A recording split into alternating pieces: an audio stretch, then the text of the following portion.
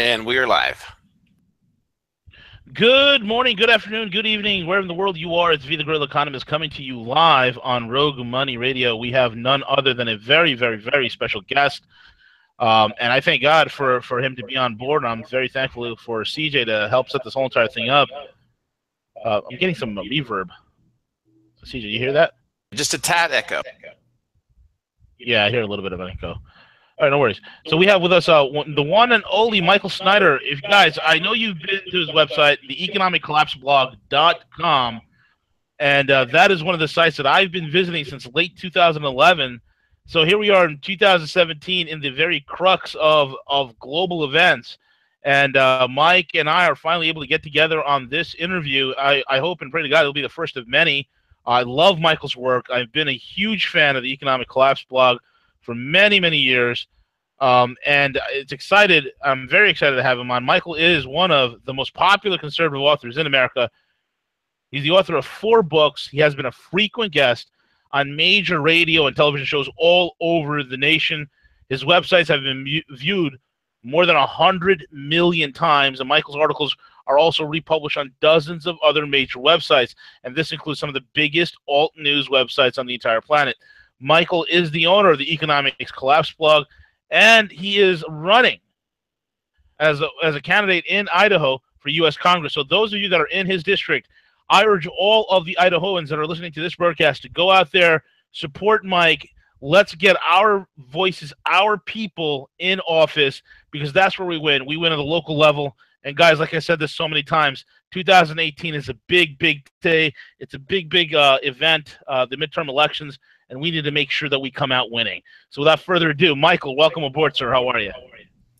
It's great to be with you. Thank you for having me on. I've also been a big fan of yours for a long time. You guys do such great work. And as we were talking before the show, those of us in the alternative media, we've got to stick together. So thank you so much for having me on today. Absolutely, Mike. Absolutely. It's a pleasure to have you on. So, Mike, take us whichever way you want to go. I mean, there's a million and one topics, man, a million and one topics that you could cover and that we could talk about. So feel free, man. Yeah, well, what I'm trying to get people to understand lately is just how the elite dominate our planet, because you've got the elite, the ultra wealthy elite all over the world. And, and they use, I want people to understand how they use debt really as a tool of enslavement, and of course, at the core of this is central banking, the Federal Reserve. And, back during the last financial crisis, people got fired up about the Federal Reserve and the Fed, if you remember that. And but when we're in the boom phase, because see, since the Federal Reserve was created in 1913, we've had 18 distinct recessions and or depressions. So we've been on this constant roller coaster, up and down, boom and bust, ever since 1913. And right now we're kind of at the tail end of another boom phase. So at this point, it's hard to get people fired up about the Federal Reserve because they look around and say, well, things seem okay. The things don't seem that bad. And the financial markets have been booming. And so they say, well, what's so bad about the Federal Reserve? But why we need to talk about this now is when the inevitable stock market crash comes. And it will come, whether it's next week, next month, next year, whenever. It is coming, and when it hits, and then we have another financial crisis, and millions of people lose their jobs, and it's 2008 all over again, but even worse. Well, people are going to be looking for answers, and if we tell them in advance, look, the Federal Reserve has propped up the stock market, that's propped up the financial markets with their quantitative easing, not just the Federal Reserve, but central banks all over the world. They created this artificial boom. Stock prices are way more inflated than they should be. In fact, price earnings ratios have only been higher 2 points in all of our history, 1929, right before the market crashed, and then the dot-com bubble, right before it crashed. So if we can get people to understand that, hey, look, the market's massively overinflated. It is going to crash. The Federal Reserve has created this bubble, and then the Federal Reserve is responsible for these ups and downs. If we can get people to understand the Federal Reserve, our debt-based system, how it creates debt, it creates bubbles, and it was designed to do this from the very start, then hopefully in the aftermath of the coming crisis, we can get people to understand we've got to get rid of this debt-based system. Absolutely correct, man. the racket that the banksters have been running for so long is the problem. Wall Street's the problem, and they need to end. Their little cabal that they've been running roughshod over the American people, their little wealth extraction machine that's been going on for so long has to come to an end. And I think for the first time, it's a miracle, man. I mean, you remember 20 years ago, hey, you heard about the Federal Reserve. Nobody's like, the Federal what? Is that like Federal Express? But now people start to understand, is getting into the lexicon what the Federal Reserve is, what private banking is, and what fiat currency is. And these things are starting to resonate in the minds of those that still have brain cells to rub together. So that's a big victory on our part, because it's no thanks to the mainstream media whatsoever, Mike. Oh, it's very true. And you ask most people, where does money come from? They can't even tell you. But yeah, we've got this fiat currency, which is not just fiat currency, but it's debt-based.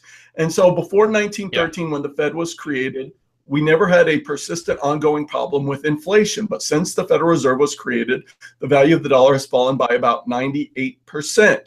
And that's because of the whole way money is created. And I'll just very, very quickly greatly oversimplify it. But basically, people, if you ask someone on the street, well, how is money created? Where does money come from? Like 99% of the population can tell you, although more people are becoming awake, maybe 98%, or, because our side is starting to wake up and grow. But okay, very simply, a lot of people think, well, the government just prints money up. No, what happens is the federal government asks the Federal Reserve to create the money. And so the Federal Reserve creates money out of thin air. And, when I'm talking in front of our audience, I'll pull out a dollar bill. And of course, most of the time it's not paper currency.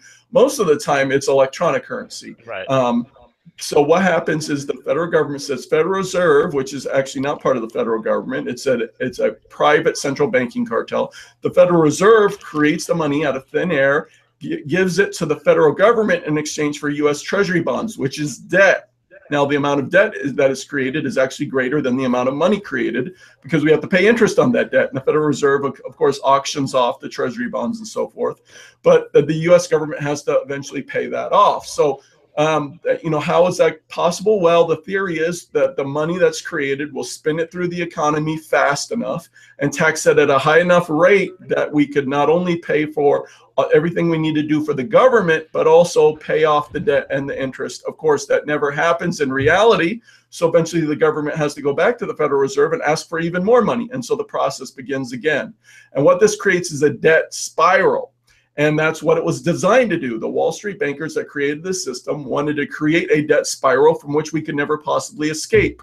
And that is why, since the Federal Reserve was created in 1913, the size of the U.S. national debt has gotten more than 6,000 times larger, because that's what the system was designed to do. And right. So not only us here in the United States, but this is actually happening all over the world, where today more than 99.9% of the population of the world lives in a country that has a central bank. And we see these debt spirals all over the world. And so today, the entire world is $217 trillion in debt. And it's because of the central banking system, which we can't get the whole world to agree on anything, but somehow we've gotten the entire world to agree that central banking is the way to go. And so now we've got the greatest debt bubble in the history of the world. Absolutely, man. It's pretty amazing to me, and I don't quite know the inside baseball as to why this is the way it is. But I remember when President Trump was running as a candidate, he made very vocal about the bubble in Wall Street. He made very vocal about central banking. He made very vocal about a myriad of things that, that OS contains a built-in screen. What the hell that happened? That's weird. He has made that very clearly aware to the American public, but now all of a sudden bubble is good. Oh, the stock market's at an all-time high.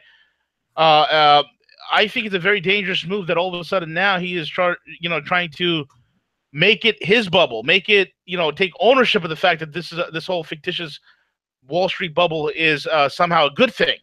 And I think it's a very dangerous precedent. What do you think, Mike? Oh, I agree. President Trump needs to be careful because he's taking credit for on the way up. But what about when it starts dropping dramatically? And the elite could do that to try to discredit Trump, to say, hey, look, Trump caused the stock market crash. So, ultimately, and we don't know what games are being played behind the scenes ultimately, but Trump needs to be careful, because if he's taking full credit for the stock market boom, what happens when we have the crash? And so it's just dangerous politically for him to be taking all this credit, because the markets are highly manipulated. I mean, just look at, and it's just not the Federal Reserve. I mean, the Swiss central bank, which is their central bank over there, the Swiss National Bank. Yeah. In January, February, March, during those 3 months alone, they purchased 4 million shares of Apple stock. So of course, Apple was going to go up, because if I'm buying a few shares, you're selling a few shares. That's not going to matter when the Swiss central bank is buying 4 million shares in just 3 months. So these central banks, they engage in all of this. And, and people need to realize the markets, we don't have free markets today in terms of the financial markets. They're grossly manipulated. And, but we've got, people need to realize that our financial system is far more vulnerable today than it was back in 2008, where since that time, since 2008, the last financial crisis, corporate debt has approximately doubled. Our national debt has gone from 10.6 trillion when Barack Obama entered the White House to now we're over 20 trillion. Consumer debt is approaching $13 trillion.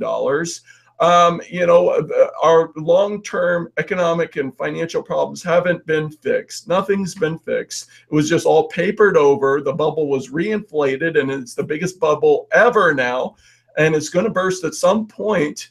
And every debt bubble in history has always burst. Every stock market bubble has always burst. And so the exact timing is not what matters. What matters is that we're on this cycle. We're on this boom and bust roller coaster. And when this bursts, it's going to be economic pain on a scale that we can't even imagine.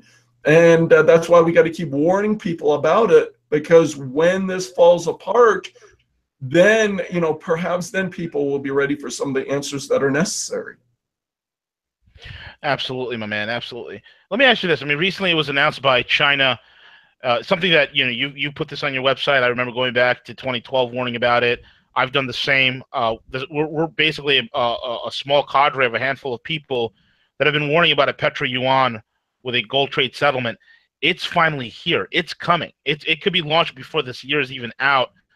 How can you detail for the audience how the U.S. is no longer a major player on the world stage, and what China and what Russia and what the rest of the world is doing? The Eurasian Trade Zone, RCEP, SCO, all these various organizations that are de-dollarizing, that are finding fair and equitable ways of trade, how they are shaping the entire new global paradigm. And we in the United States, and even I'd say the United States even more so than Europe, are being left in the dust, Mike. It seems like we're just further and further isolating ourselves because we have criminal politicians who cannot seem to get out of their idealistic criminal mind. Yeah, we need to help people understand how the dominance of the U.S. dollar is so important in terms of our standard of living, the U.S. role in the world. The dollar is so key, and it goes back to the early 1970s when the United States made an agreement with Saudi Arabia where oil would be bought and sold in U.S. dollars, and ultimately the whole world kind of adopted this petrodollar system, where up to just recently, pretty much all oil around the world has been bought and sold in US dollars. And that's so important. And not only oil, of course, but today, most trade around the world, even now, is being conducted in dollars. For example, if South Korea and Argentina want to trade with one another, well, they don't do it in their own currencies, but they use the dollar. And so, and most Americans don't understand, far more dollars are used outside the country than inside our country. The dollar has really become essentially the de facto currency of the world. Now, how this influences us is this. Because everyone's got to have dollars to trade with one another, to buy oil, that creates a tremendous demand for US dollars. And so we export our inflation to a tremendous extent. But also because there's so much demand for US dollars, that artificially props up the value of the dollar.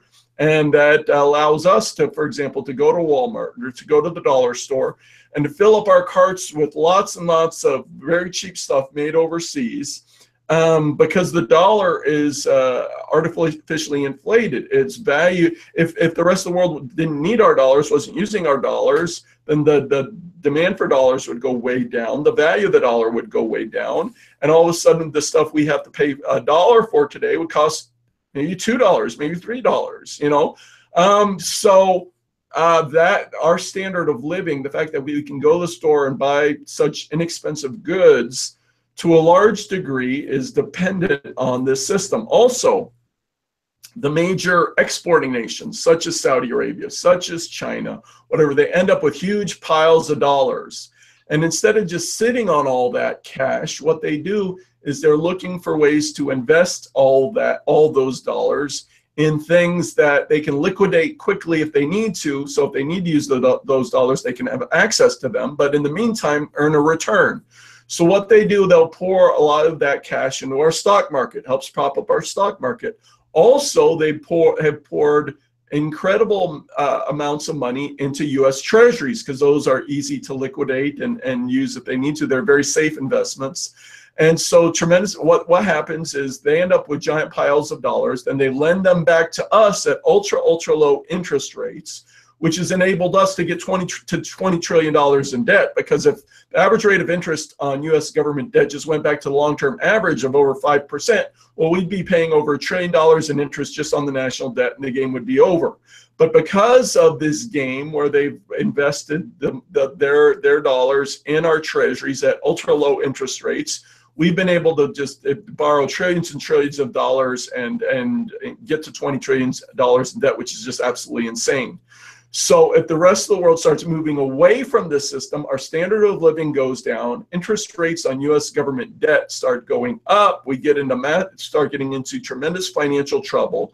So that's why what China is doing is such a concern. That's why what Russia is doing is such a concern. And actually, the first country in the world, basically, or you know, the first one that's allied with us, or that at least was on somewhat friendly terms, although not really anymore.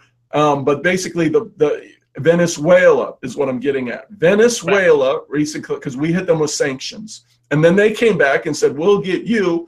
From now on, we're not taking any dollars for oil ever again. We're cutting it off completely." And they're taking euros and whatever else. But they're saying no more dollars. We're rejecting the petrodollar. We're not participating anymore. You can't buy our oil for dollars anymore. Now, so that, you know, that hits us where we hurt, and so people are concerned. Wow, are we going to go to war with Venezuela? We don't know, but ultimately we could probably survive Venezuela.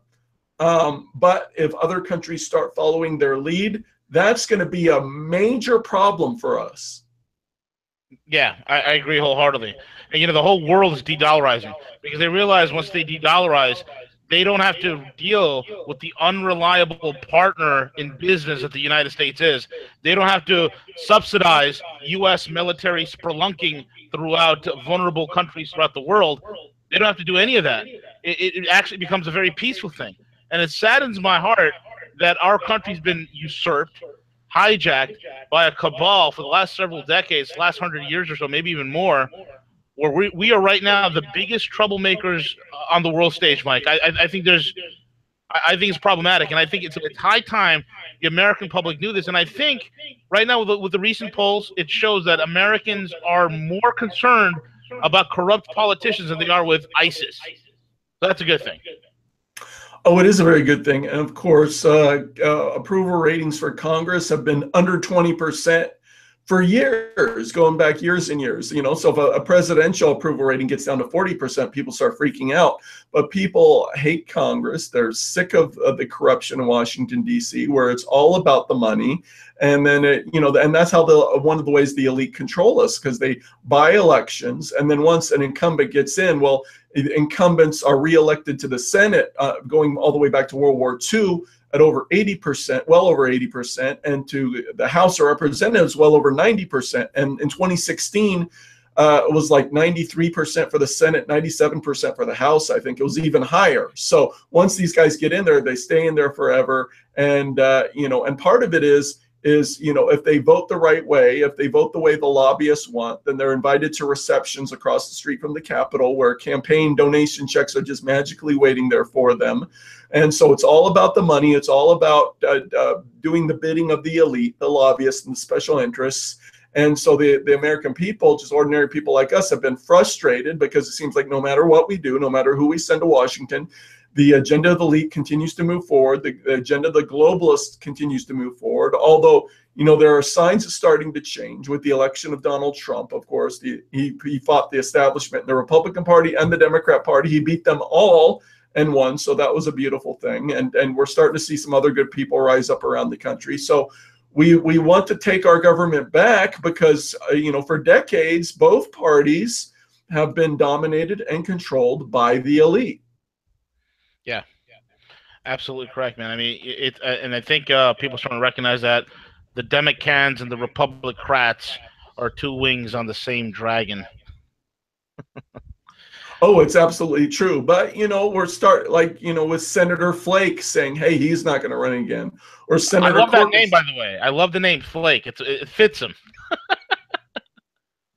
Yeah, absolutely perfectly. So, you know, we're seeing some good things. Or down in Alabama, where they spent more than $30 million to try to defeat Roy Moore because they wanted Luther Strange. Mm-hmm. So they spent $32 million against him, and there was only about $2 million spent for Roy Moore, and Roy Moore won. So I think the people are starting to wake up, and they're starting to break out of this paradigm, and they're starting to reject the mainstream media because the mainstream media is also such a tool for the elite to control us, because more than 90% of what we get through our televisions today is controlled by just 6 gigantic media corporations, which in turn are owned by the elite of the world. And everything you see on television, everything you get through the movies, everything you get from the mainstream media, everything has an agenda. They're trying to shape how you think, how you feel about things. And more and more people are starting to realize that they're doing this to us, and they're starting to realize, well, why am I just plugging into the matrix? You know, the average American watches about 5 hours of television a day, and so, but more people are starting to break out of it, and of course, the internet has allowed the rise of the alternative media, where more and more people are seeking out alternative sources of information, such as this radio show, and they're realizing they're not getting the truth from the mainstream media, and so we've seen the growth of the alternative media. And but now we're starting, those of us in the alternative media are starting to get persecuted or getting some blowback, because the election of Donald Trump was a defining moment. And the mainstream media and the elite, they said, well, wait a second, these alternative media guys have a lot of power. Look, they helped get Donald Trump elected. So they're starting to censor us. They're starting to demonetize us on different platforms. They're starting to do different things to come against us, because they're like, well, we can't let these guys have this much power. So it's a battle, it's a war, and it's part of ultimately a war, a battle for the future of this country, where the elite, the globalists, the progressives, they want to take us one direction. Those of us that love liberty and freedom and the Constitution want to take us another direction. And ultimately, one side is going to prevail, one side is going to win. So it's a great struggle, and we're fighting it for one heart and one mind at a time. And we're starting to raise up an army to challenge the dominance of the elite. And I'm so excited about the progress that we're making. Absolutely. Mike, I mean, there's some incredible options and solutions on the horizon. Of course, you know, precious metals will always have its place. And I think right now, currently stating, I believe gold and silver are right now the most undervalued assets. And it's a huge buying opportunity, because you'll never see these prices ever again. But then we're talking about the crypto sphere as well, with the massive amounts of technology being poured into blockchain, which is a nightmare for most of the banksters and the governments. And it's laughable for me that governments are trying to sheepishly offer their alternatives to blockchain technology, and most people are rejecting it because it's really not a blockchain, because it's not open source. It's not available for everybody to see every single part of it. It's still secret. It's still hidden. And a lot of the projects they're putting out are crashing and burning. What have you got to say, or your opinion on everything that's going on with the decentralizing of the world, blockchain technology, cryptocurrencies, the good, the bad, and the ugly? Well, I love that systems are being created which are allowing us to become more independent of the system of the elite. So whether it's, cryptocurrencies, whether it's, gold and silver, people, moving into that and doing different things with that, or just in other ways, like we just talked about the alternative media, which is outside their system of control. But people are expressing their independence of the elite in all these different ways, even, doing something like growing a garden, growing your own organic vegetables and saying, hey, I'm not going to, I'm rejecting the food system of the elite. Yes. There's so many ways now we can express our independence, and ways that we can work together, like a cryptocurrency or whatever, systems that are outside their control.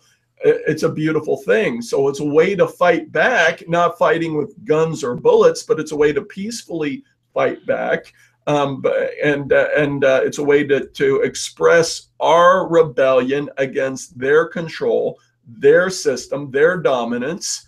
Because ultimately the globalists don't just want to dominate the United States, but they want to dominate the entire planet. And, and we've already talked about financial and central banking and all of that, but also through global institutions like the United Nations, global treaties, global trade agreements like, the WTO and NAFTA and TPP, and you got Paris Climate Accords, you got Agenda 2030. But the global elite ultimately want kind of this socialist utopia where they're at the top, they're controlling everything, they're micromanaging the lives of literally every man, woman, and child on the planet. And we've got to fight back against this, because ultimately a globalized system where they're at the top of the pyramid, the potential for tyranny would be absolutely off the charts, and we've got to fight against that with every ounce of energy we can muster. Absolutely correct.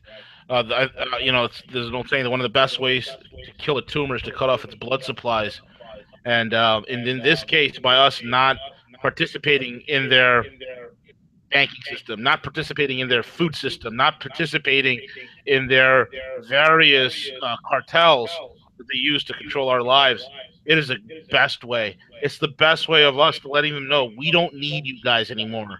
We're done. We're through. We're finished. And that is something they can't. I don't think they even know how to even handle that, Mike. Oh, it's true. It's true, because they think, oh, we have control. These, the biggest corporations. We have control of the media. And there's other spheres too. One thing that I'm very concerned about is our system of education, where it's so dominated by the progressives and the globalists, and you've got Common Core and everything else. And so a big thing for me is I want to decentralize control of education. That's why I strongly support homeschooling and private schools, but public education, I'd like to see Common Core abolished. I'd like to see the Department of Education abolished, because I don't want to see centralized control of education, federal control of education. I want to transfer control of education as close to the local level and the parents as possible, because that's another way we can rebel. We can take back control of the education of our own children, the education of the next generation, because we've got to have the next generation understand how the world works, how they're using money and debt to control us, how they're using the media. So educating the next generation is so important. Absolutely. Education is everything. And I think right now with so many options, even in schooling, people, homeschooling and all the changes that are occurring, we are for the first time winning the culture war. Look at what's happening with the left, how they've dominated so long. Now they're looked at by like a bunch of old, decrepit, tyrannical, evil, you name it, insert word here, Mike. Look at them emulating. Look at like the Hillary Clintons of the world, the deluded woman that is, and the deluded liberal mainstream media. They just don't get it, and they've lost it, and they don't even realize they're still pining for relevancy. It's incredible to see this. It really is. It is. So we have a golden opportunity, and that's why you mentioned at the beginning, the midterm elections in 2018 are so critical, because we can get people that love liberty and love freedom, that want to start moving things in a different direction, And we can get them in there if we all work together, if we get energized and motivated, because people need to understand there's an inverse relationship between the size of government and liberty and freedom. Because ultimately our founding fathers here in this country wanted a nation where liberty and freedom would be maximized. So we need government because we don't want a nation with no laws. That would be anarchy. But they wanted a very limited federal government where liberty and freedom would be maximized. Because every time there's a new government agency created, a new law, a new rule, a new regulation, well, that restricts our liberties and freedoms in some way, because we're told either we have something we have to do or something we can't do, or restricts our liberties and freedoms in some way. And so today on the federal level, we've got hundreds of thousands of laws, rules, and regulations. And when you throw in state and local levels, all the other levels of government, it's literally in the millions. And so we need to start rolling back this gigantic federal government, start abolishing some of these federal agencies, start reducing the size of government on the federal, state, and local levels. And when we do that, we're going to have more liberty and freedom. And so I've been going around doing events all over the state, and I'll ask this question. I'll be like, okay, does anyone out there want less freedom? Of course, no one wants less freedom. And when people start to understand that if we roll back the size of government, because the bigger government becomes, the more oppressive it tends to become. When we start rolling back the size of government, we're going to have more liberty and freedom. Absolutely correct. I mean, there's nobody out there being like, no, too much freedom. That's a bad thing. I don't want that. Oh man, Mike. So tell us about the Economic Collapse blog, how you started it. It's one of my favorite websites out there. It's one of those sites that I peruse. I've been always perusing since late 2011. I love your work. And also tell us about what lit the fire in your heart to run for Congress, and tell us also about your campaign and what you're doing. Go ahead, Mike. Yeah. Well, I'll go back a decade ago. A decade ago, I was actually working in Washington, D.C. I was working as a lawyer, and people say, "Oh, that sounds glamorous." It wasn't glamorous at all. I was at the bottom of the totem pole, and I was just someone going into work every day trying to pay the bills, and and I'll listen to the alternative media, and I'll think, well, what in the world could I do that could possibly make a difference? I was about as anonymous as you could possibly get.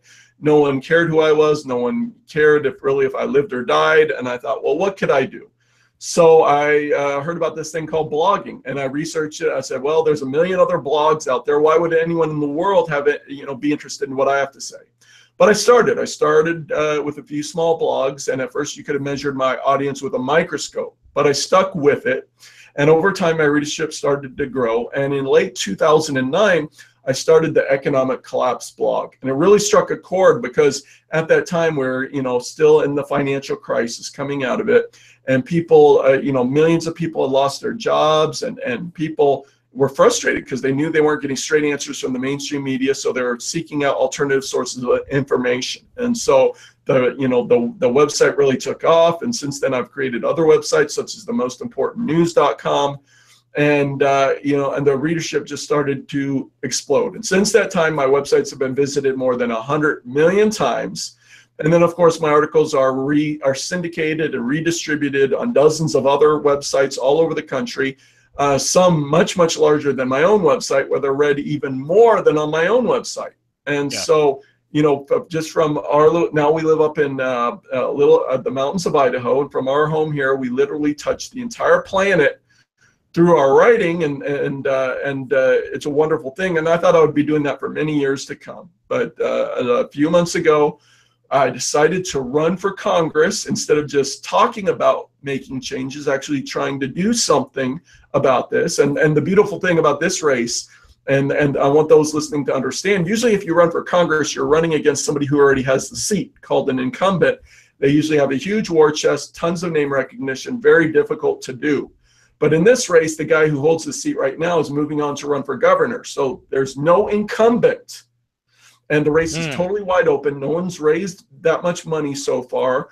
And I'm doing well so far. And for example, if you go to KIDO talkradio.com, and they're the biggest, most popular talk radio station in the entire state, they put up an online poll for my race.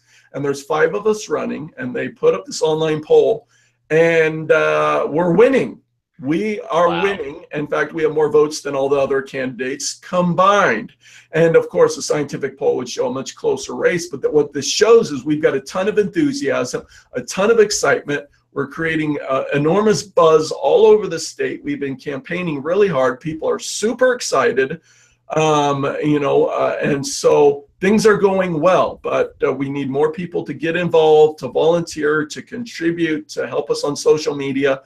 So if anyone out there is curious and wants to get involved, they can go to michaelsnyderforcongress.com. That's Michael Snyder, SNYDER, for Congress.com.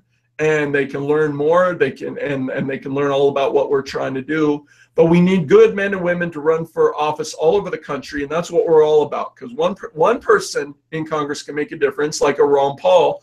But if we start getting 10 or 20 or 50, then we start making a real difference. And we're also supporting people running for state legislature here in Idaho. We're actually helping with their campaigns to take over Boise. And get good liberty-minded people there. And so literally this is a national movement. Encourage everyone to get involved, to run for office, to support those running for office, because we've got to take our country back. We've got to fight the elite, the progressives, the globalists. This is literally a war for the future of our nation. And I believe the midterm elections in 2018 are the most important that we've ever seen in modern American history. And the key is not so much next November, but the Republican primaries next May. That's where we can get good liberty-minded people in, because if we don't win those primaries next May, we're going to get to next November 2018, and then we're going to have an establishment Democrat against establishment Republican, and we're not going to have someone good to vote for. So we've got to win these primaries next spring. Mine's next May. We need your help, so I encourage everyone to get involved. Absolutely, man. Absolutely. Mike, what do you see on the horizon? What's on your radar? What's on the horizon that you see coming down in this country as well as globally? Yeah, well, one thing I'm concerned about is the potential for conflict, where we've got North Korea, where Donald Trump is surrounded by a lot of war hawks from the Pentagon. He's got generals surrounding him, and of course they're always saying, "Hey, we've got to attack. We've got to do something. We've got to, military options always on the table with them." Well, I'm deeply concerned about that, because most Americans don't realize, when you're talking about North Korea, and North Korea is a problem because we don't want them to get an entire fleet of ICBMs armed with nuclear warheads, which could threaten our cities. That's a major problem. But a direct military strike on North Korea, I've been going over this and over this. I don't see any way that ends up well.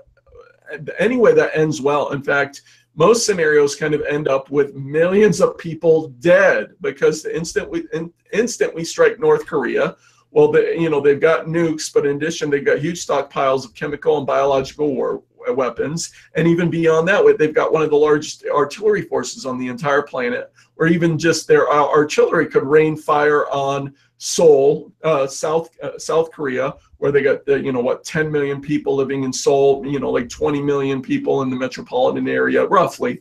And then Tokyo would be under threat. I mean, we're just talking about a scenario where, we could see death and destruction on a scale that would be unimaginable. And so I don't see any way that a U.S. military strike on North Korea is going to end well, because they're crazy. The instant we hit them, they're going to go insane. They're going to start firing off missiles, firing off artillery, and potentially even because they're poised to invade South Korea at any moment, which would then, if they invade, then the U.S. military has to get involved. American boys and girls have to go over there and fight. I mean, it would just be a nightmare scenario. So I don't know that there's an easy answer to that crisis, but I desperately hope that we don't choose a military option, because a military option could literally start a new Korean war, which could end with millions upon people of people dead, which would be a complete and total nightmare. Absolutely, man. I agree with you wholeheartedly. Any sort of military option is a zero win for everyone. The amount of catastrophic loss of life, it's tremendous. It's absolutely tremendous. We supposedly have the THAAD missile system, that's supposed to stop these ICBMs from being launched from North Korea, and that's being exposed. I mean, most people don't know this, but militarily speaking, we're about 2 generations behind the Russians in terms of missile technology. And when you look at our so-called missile shield, it is a joke. It is a scam that has been created by the military-industrial complex. It is a marketing scam that could get us all killed, and that's the problem with this entire missile shield nonsense. South Koreans are there. They're under the auspices of the politicians, at least some of the politicians, are under the delusion that, oh, yeah, don't worry, we could maybe have a military strike and allow the U.S. to strike the North and take out the Kim leadership, and any sort of ICBMs that are coming our way, the U.S. could knock it out. And we can't do that. We cannot provide that kind of cover. And I agree with you, man. The propensity for some sort of a conflict is there, especially as we, as a country, economically speaking, have one foot on the edge of the cliff and the other foot on a banana peel. Will they try to pull off a conflict and blame the conflict as the distraction and or the main scapegoat for the economic collapse? These are some real scenarios. Oh, it's very true. And I'm thankful that Hillary Clinton didn't win the election, because we'd probably already be at war in the Middle East if she had won.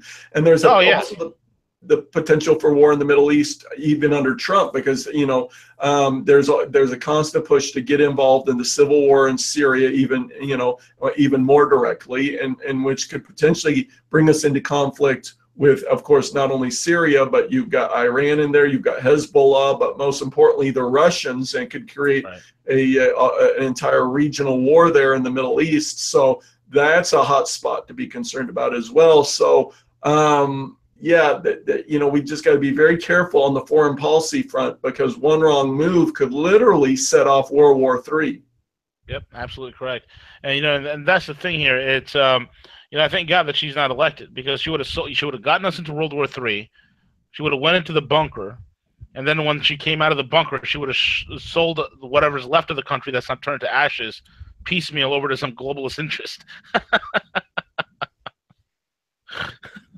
It's true. It's true. And, Hillary Clinton was supposed to win. The polls said that she was going to win. So, I'm so glad that we got a miracle with Trump. And so we've got this window of opportunity. And it's so frustrating to me, because we gave the Republicans control of the White House and the Senate and the House of Representatives. And it was a kind of a once in a generation opportunity to move the government in a fundamentally different direction. And they're blowing it. They're blowing it. They can't even get Obamacare repealed, which should have been done day one. And the Democrats are hoping to run out the clock, because what they're hoping to do is delay. That if they can get to the 2018 election and take back control of either the Senate or the House, then they're just going to stop everything. Nothing will get through, because they'll just block everything that Trump would want to do, anything that the Republicans would want to do. They'll just block everything. So they're banking on just delay, then taking either the Senate or the House. They don't have to take both. They just have to take one, and then they can literally block everything. Yeah, exactly correct. Mike, we're at the last 5 minutes of the broadcast. Why don't you, describe your site, your website, your social media, and how people can get a hold of you, and how people, most importantly, could support you for this?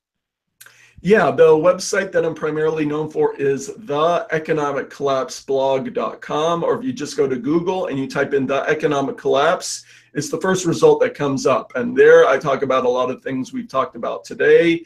You can see my ongoing series about how the elite dominate the world. I've also got endoftheamericandream.com and themostimportantnews.com. Then if you want to learn more about my campaign, you can go to michaelsnyderforcongress.com.